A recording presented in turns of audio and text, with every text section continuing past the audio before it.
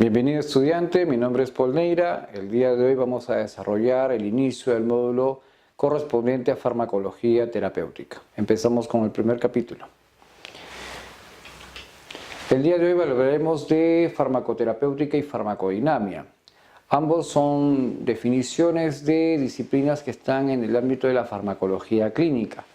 Empezamos diciendo, por ejemplo, que la farmacoterapéutica vendría a ser en la identificación, prevención y la resolución de los problemas de la salud administrando ciertas sustancias o principios activos contenidos en los medicamentos, los cuales son administrados de forma continuada, de forma sistemática, a través obviamente de una serie de parámetros y documentada para poder generar el alivio de las enfermedades. Entonces, al momento de seleccionar un fármaco, al momento de tratar una patología, obviamente esta se documenta y se registra para poder generar los antecedentes y en futuras circunstancias con otro tipo de pacientes se aplique la misma metodología científica.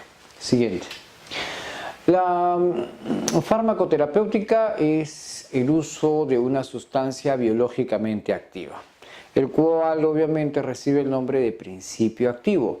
Más adelante vamos a ir describiendo algunas características. La idea obviamente de administrar esta sustancia de forma continuada es garantizar la recuperación del paciente.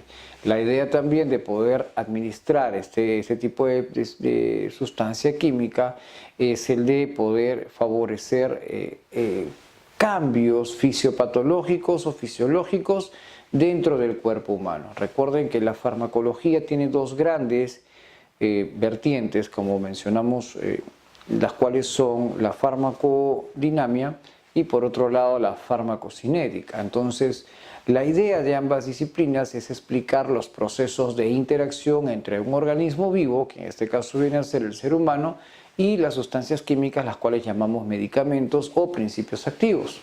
Entonces, la idea de alguna manera de la aplicación de la farmacoterapéutica es la de identificar la enfermedad, es la de también identificar el mejor tratamiento, generar prevención y aliviar enfermedades.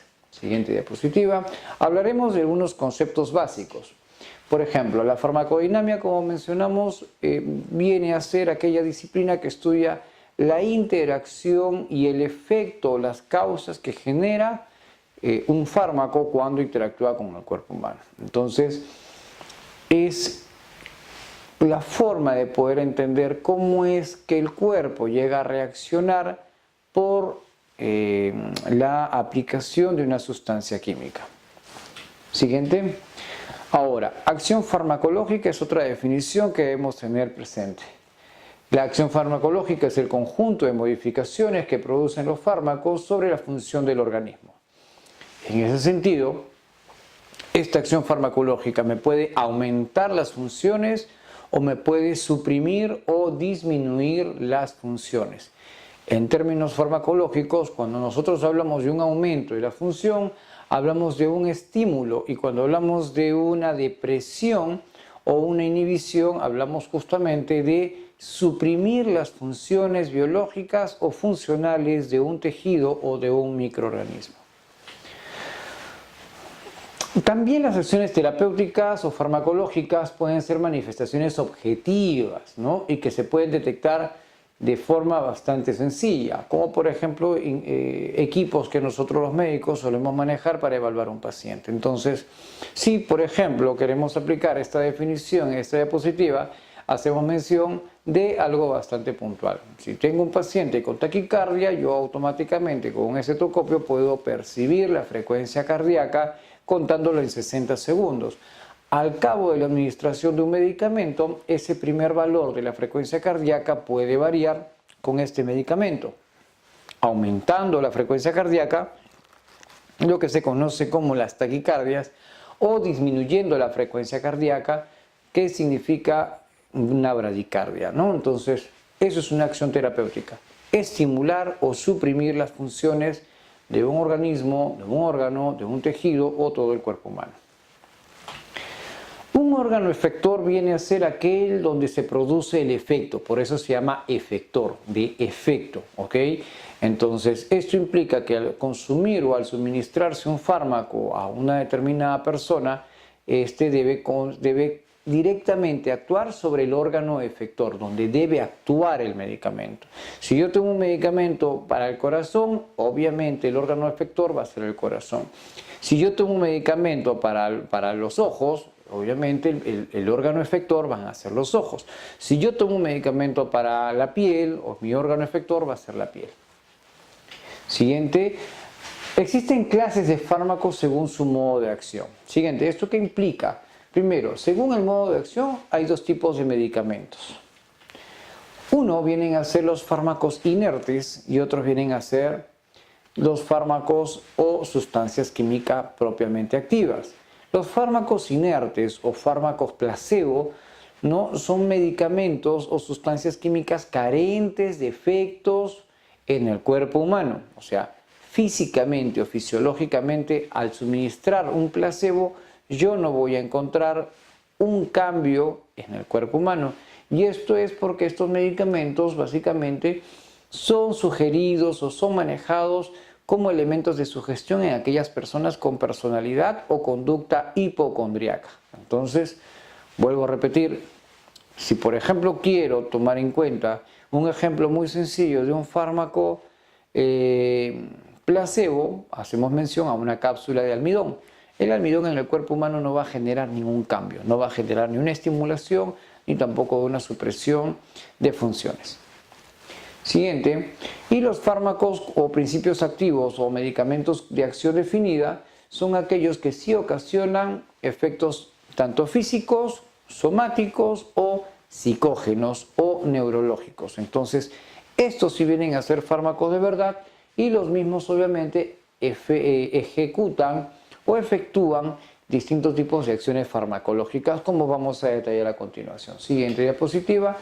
Una forma de poder medir este mecanismo de acción o esta actividad farmacológica es a través de la selectividad.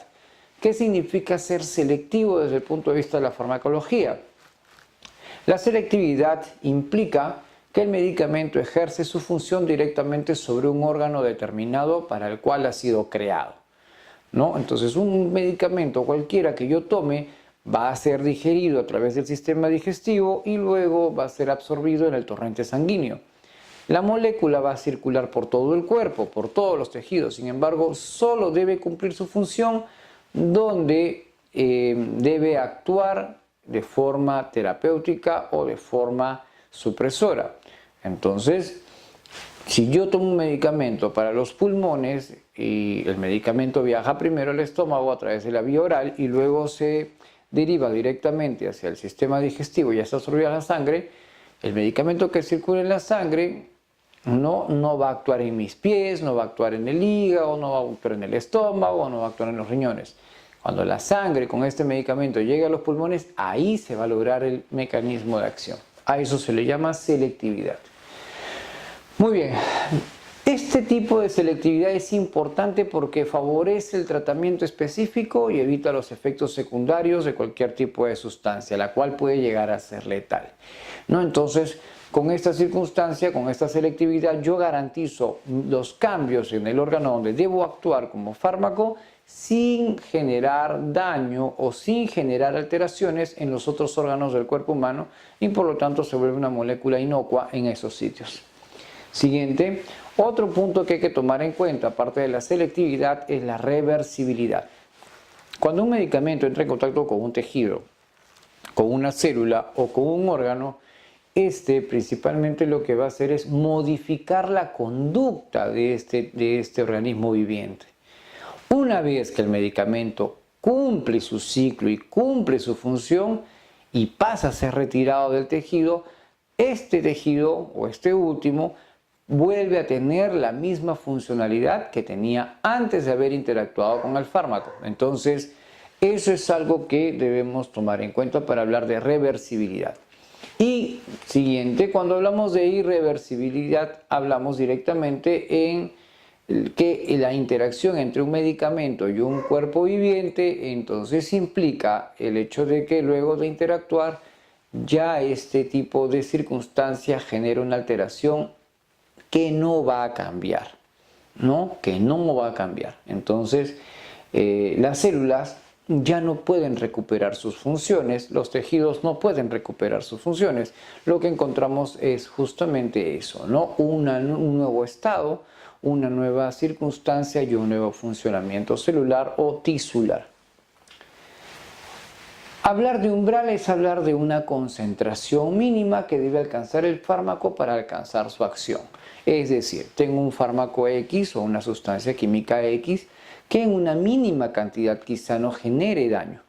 Si esa mínima cantidad la vuelvo a aumentar o la duplico, entonces puede que tampoco haga o genere un efecto secundario o un cambio conductual fisiológico en los tejidos. Pero si vuelvo a aumentar la concentración y la dosis y empiezo a ver o a verificar que existen modificaciones en el tejido, significa que esa es la mínima concentración de ese fármaco X para poder generar cambios fisiológicos o funcionales. Entonces, cada medicamento tendrá su umbral y eso significará que cada medicamento tiene su dosis mínima para generar modificaciones en los tejidos corporales. Siguiente diapositiva. Hablemos ahora de otro concepto que viene a ser el periodo de latencia. Un periodo de latencia significa el tiempo o intervalo del tiempo que transcurre entre el momento en que se administra un medicamento por cualquier vía, oral, percutánea, transdérmica, intravenosa, intramuscular, ¿no? Ocular, subconjuntival, sublingual, no importa cualquiera sea la vía de administración, la cosa es que se mide como periodo de latencia al tiempo que hay entre la administración y también el inicio de los efectos farmacológicos. Entonces habrá medicamentos que actúan tranquilamente en minutos o segundos y habrá medicamentos que les toma hasta 2 días para poder generar el efecto farmacológico, ¿no? Por ejemplo, los anestésicos son fármacos de administración donde obviamente su tiempo de latencia es de tan solamente 30 segundos, 40 segundos o máximo 50 segundos. Entonces, por contraparte, vamos a encontrar medicamentos que tienen un periodo de latencia mucho más grande, como por ejemplo los laxantes de acción prolongada como la lactulosa, que necesita hasta 36 horas para ver el efecto terapéutico en los pacientes que sufren de estreñimiento o constipación. Entonces vemos dos caras de la moneda. Por un lado, fármacos que actúan en poco tiempo y medicamentos que llegan a actuar después de 36 horas. Siguiente. Ahora hablemos de tipos de acciones farmacológicas. Primero que nada, en la diapositiva ustedes ven una taza, ¿no?, con café y sabemos todos que el café es un estimulante del sistema nervioso. Entonces, un efecto terapéutico o farmacológico es la estimulación. ¿Y qué cosa significa estimulación? Incrementar las funciones de un tejido. Aquí pues obviamente, como ven, la cafeína, ¿no? Tenemos también las drogas sociales, las drogas de adicción y cualquier otro tipo de sustancia que pueda generar un aumento de las funciones. Podemos hablar también de medicamentos que son utilizados como incrementadores del reflejo del apetito, ¿no?, como la cipreptadina, que se encuentra muy frecuentemente en los multivitamínicos que se administran en los menores de edad. Entonces también son estimulantes del apetito, como se les llama, ¿no? Seguimos. Así como hay efecto farmacológico de estimulación, también habrá un efecto farmacológico de presión, ¿no? Y este mecanismo hace referencia a la suspensión o a la disminución de las funciones de un aparato, de un órgano o de un sistema, ¿no? Entonces, cuando un fármaco interactúa con un tejido y propio de esta interacción las funciones disminuyen, entonces hablamos de un estado depresivo. Aquí hay que hacer la tingencia que depresión no se hace referencia al estado emocional de una persona, hacemos referencia directamente de la acción terapéutica o farmacológica generando un cambio de conducta de tipo fisiológico u orgánico en el tejido corporal. Siguiente diapositiva, ¿no? Ahí están. Los anestésicos generales, por ejemplo, son fármacos que pueden llevar a la supresión de la función respiratoria. Entonces, muchos medicamentos anestésicos pueden llegar a causar paro respiratorio y generar daño irreversible en el paciente. Siguiente. La irritación viene a ser la estimulación violenta, una estimulación violenta de los tejidos a causa de un medicamento X cuando entran en contacto ambos estados. Entonces, ¿qué sucede con la estimulación de las células debido a un fármaco X? Pues obviamente un daño severo de tejido, una destrucción de los tejidos, ¿no? Aquí aplicamos, por ejemplo, algunas enfermedades como las vasculitis. Vasculitis que vendrían a ser una inflamación y una destrucción de los vasos sanguíneos de tipo capilar, producto, por ejemplo, del uso de salicilatos, ¿no? Muchas personas que consumen salicilatos, como por ejemplo antirreumáticos, como medicamentos también para la insuficiencia vascular periférica venosa, como por ejemplo, el uso de ácido acetilsalicílico u otro tipo de sustancia, puede llegar a generar destrucción de los vasos sanguíneos muy pequeños y generar microsangrado. Estos pueden ser fácilmente visibles y a esto le conocemos nosotros con el nombre de irritación. También hay personas que llegan a consumir algunos analgésicos y esos analgésicos pueden llegar a generar una destrucción de los tejidos a nivel de las mucosas orales, nasales y perioculares, ¿no? Seguimos. Reemplazo es otro tipo de acción farmacológica que debemos tomar en cuenta en el momento de hacer la visita y saber qué fármaco estamos tratando de representar. Un reemplazo es lo que su nombre menciona o el contexto que su nombre refiere. Es cambiar o sustituir la función de ciertos tejidos carentes justamente de este tipo de actividad, como por ejemplo la glándula tiroides, que en el hipotiroidismo, al no poder generar hormona tiroidea, pues obviamente el medicamento debe ser suministrado por vía oral. De la misma forma, podemos tomar también en cuenta el tema de la insulina, ¿no? Para los diabéticos. Entonces el diabético tiene su páncreas, pero los diabéticos también tienen una suerte de circunstancia donde este páncreas ya no genera una insulina adecuada. Entonces se utiliza insulina extracorpórea sintetizada, la cual puede ser aplicada a través del tejido subcutáneo y lograr la función imitadora del páncreas a la hora de excretar la insulina para poder controlar los valores de glucosa. Siguiente, una función permisiva es, por ejemplo, el uso de los antidiabéticos orales. En una etapa de la diabetes, las personas suelen tener una función pancreática adecuada, generando valores de insulina que están por el nivel mínimo funcional y estos generan a su vez una circunstancia de hiperglicemia. Entonces, cuando aparece la diabetes en estados o en tiempos muy iniciales de la enfermedad, el páncreas es insuficiente para la producción de insulina, entonces aplicamos antidiabéticos orales para sumar, ¿no? Para complementar la acción o para hacer funcionar más fuertemente el páncreas y este pueda pues obviamente sentirse con plenas capacidades de producir mayores cantidades de insulina, ¿no? Entonces la función permisiva se atribuye básicamente a las glándulas corporales productoras de hormonas, ¿no? Una función antiinfecciosa también obviamente es una función bastante común porque habla justamente del bloqueo de las bacterias a través de dos mecanismos, o uno bacteriostático o uno bactericida, ¿no?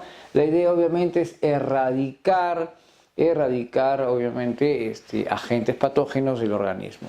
Asimismo, como los